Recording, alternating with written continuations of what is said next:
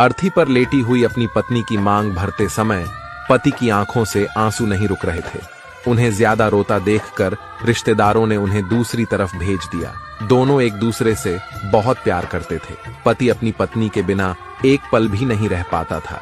दोनों ने साथ जीने मरने की कस्में खाई थीं, लेकिन आज पत्नी पति को अकेला छोड़कर जा चुकी थी। अब सभी पत्नी का शव श्मशान घाट लेकर जा रहे थे और जाते जाते पति अपनी पत्नी के साथ बिताए पलों को याद करके खूब रो रहा था और ये सोचने लगा कि मेरी पत्नी मेरे कदम से कदम मिलाकर साथ चलती थी और आज वह मुझे अकेला छोड़कर कैसे चली गई। उसके बिना मैं अकेला कैसे रहूंगा। पति पत्नी से कहता है, बेटी की शादी कर दी और बेटा भी दूर अपनी पत्नी के साथ रहता है। अब बताओ मैं किसके साथ रहूंगा। तुम्हें तो पता है ना कि मैं तुम्हारे बिना एक पल भी नहीं रह पाता।